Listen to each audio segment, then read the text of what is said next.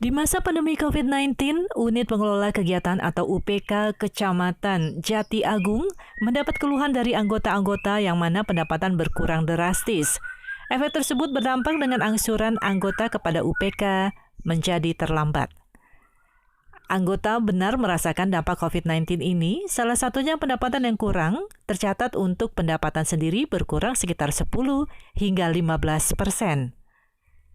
Dengan kondisi yang seperti ini, UPK membuat strategi-strategi yang diterapkan, salah satunya penjaringan anggota baru, yang mana agar tahun berikutnya meningkat, dan nantinya anggota juga merasakan dari pengolahannya. Yang jelas, dampak yang paling dirasa yaitu sistem angsuran ya. Jadi banyak anggota-anggota koperasi itu yang memang mengeluhkan karena pendapatan yang kurang drastis dari biasanya. Jadi di tengah pandemi ini ya ujung-ujungnya banyak yang macet di situ. Kemudian untuk koperasinya sendiri, koperasi UPK itu banyak juga pendapatan yang berkurang ya dibanding tahun lalu, karena target-target yang harusnya kita planningkan sekian ternyata tidak sesuai target.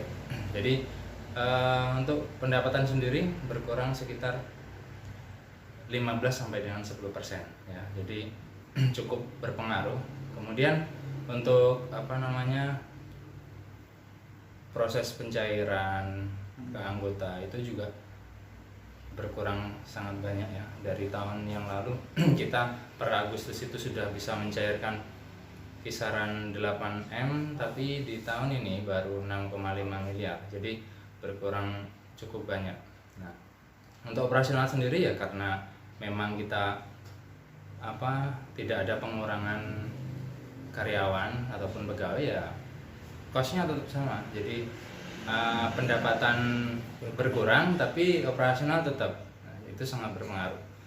Terus tapi kita tidak diam, jadi banyak strategi-strategi yang memang harus kita terapkan ya, berkaitan dengan penjaringan anggota baru, kemudian proses pencairan yang memang kita bisa laksanakan setelah pandemi ini. Jadi harapannya di tahun berikutnya kita dapat meningkatkan surplus ya, meningkatkan SAU agar anggota juga merasakan dari pengelolaan koperasi UPK ini.